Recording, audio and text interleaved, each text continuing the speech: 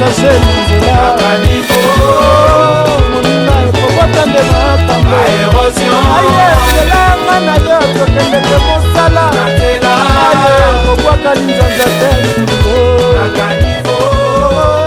te badebu congolais lelo toyambi bongo référent pasteur Léopold Wachira azali bongo pasteur responsable pe azali na ONG monene tobengi yango FOPAC, Forum de Patriotes Congolais.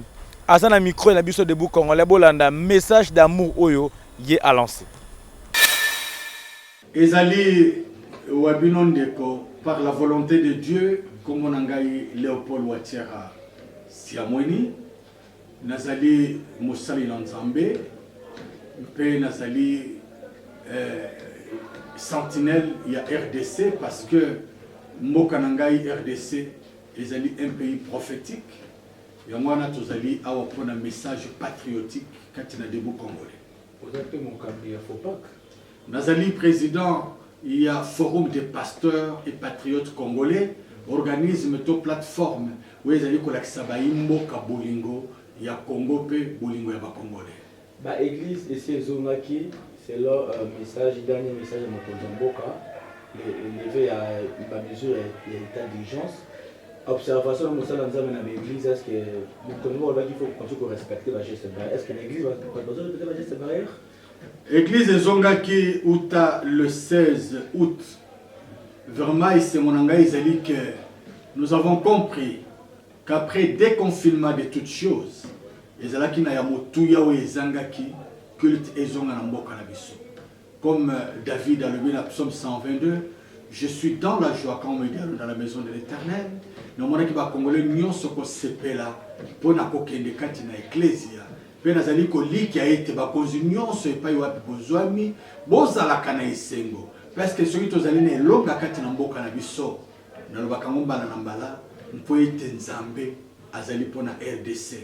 Tala lelo tozali na esengo pe tozali ko continuer ko tosa mibeko na we etali mambi ma santé ndenge basenga ki ete motonyo so azala na kashine motonyo so respecter distanciation na zwaki sango pe na lekaki bisika nyonso félicitations na basai na nzambe nyonso kati na Kinshasa pe kati na RDC pour dans la majorité va respecter qui va mesure barrière. Bien aimé, je vous dis continuons à respecter les mesures barrières. Cette pandémie, où il continue à ravager.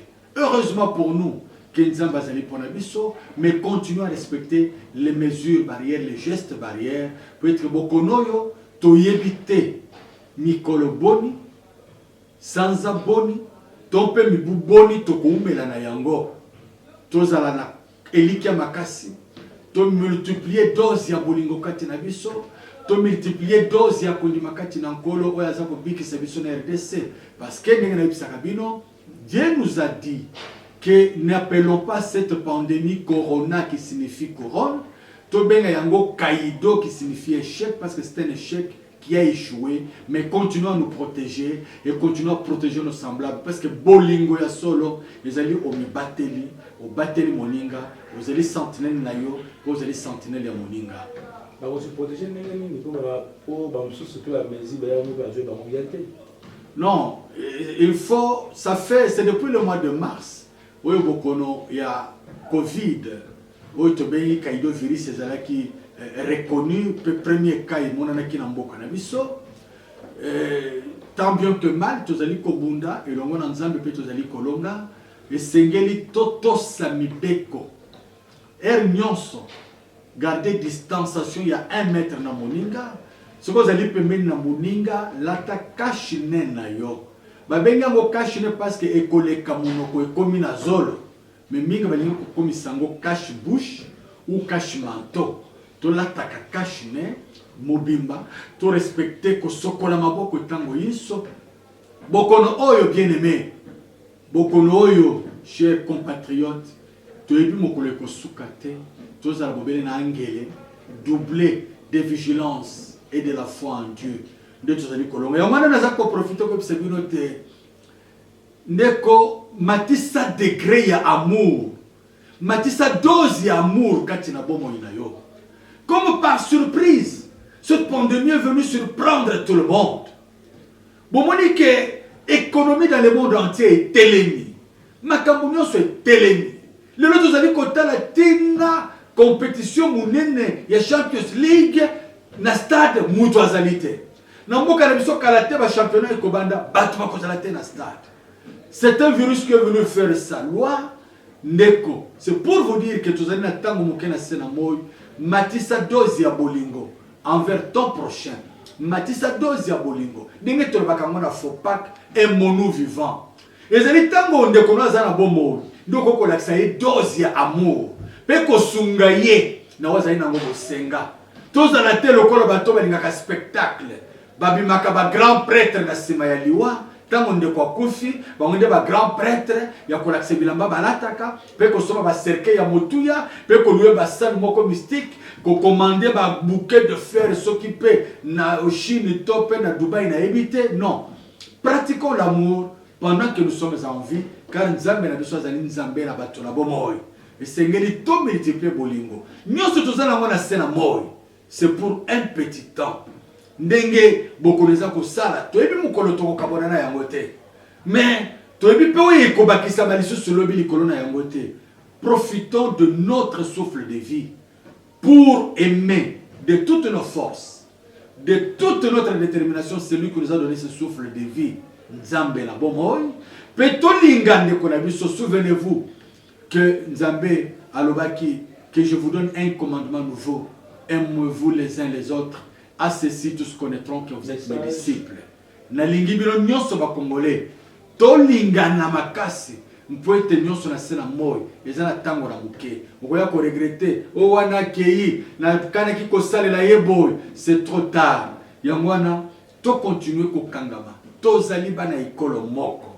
Tozali bana ya mboka moko. Ce n'est ni par ma volonté, ni par la tienne que tu es congolais. C'est par la volonté de Dieu. Tozali na choix te. Bobele ya kolinga RDC mboka na biso. Ya ko soutenir ba konzi bazali ko kamba. Na kobanga Nzambe, pe na kolanda bolingo na Nzambe kati na peuple. Biso nyonso ba congolais, soyons sentinelles les uns les autres. Linga ikolo na yo, na solo ke ndeko moko alobi, je ne veux jamais qu'on parle mal de ma patrie. Alléluia. Tala bololenge ya amour, ya patriotisme accru. O tozali na ngona bosenga na kati na fopak. Zala na bolingo ya mboka na yo au-delà de toutes choses. Zala sentinelle. Oyoki ata likita kuna contre RDC, zwa kanda ya molimo, pe dénoncer yango. Oyoki ata mikakata no boye, zwa kanda na molimo. La colère sainte est permise. Ce que vous allez dire, c'est pas l'intérêt, mais pour l'intérêt de Dieu. Na pesi mote. Donc na souka, donc pratiquement na souka. Avant aussi ça, un message n'a pas passé tout autour de la province. Au bateau conseil au communauté au Benabis.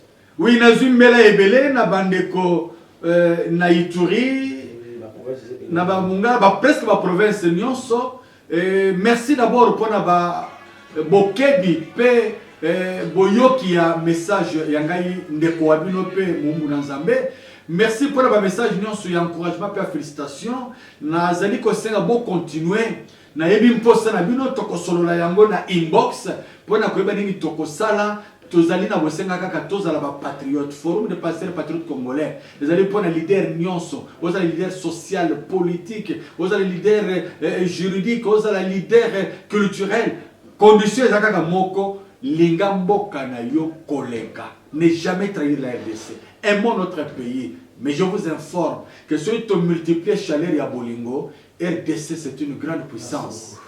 Nzambe apambola bino, Nzambe apambola bakonzi na mboka. Oyo bazali ko continuer dans les bons na ko maintenant kabiso na boyoka ni Nzambe en dépit de tout ce que les gens de l'autre bord peuvent croire ou vouloir faire. Vous allez ko soutenir bakonzi na mboka dès lors que bazali toujours ko continuer kati na boyoka ni Nzambe pour la kosilisa nazali ko pesa lisusu merci pa ya président de la République ndenge a reloua ki relation na biso na Israël et libota lisantu ndenge a réchauffa ki peto sepela ki koyoka te a prometa ki a nommer un ambassadeur extraordinaire et plénipotentiaire na kati ya Israël pe une commission économique d'échange entre RDC et Israël et c'est mon engagement ezali bisika ba fils de Dieu ba kozala nommer pour ba continuer kati na chaleur parce que notre destin avec Israël, les élites complicité qui vient du ciel, de sorte que nous sommes obligés, il y a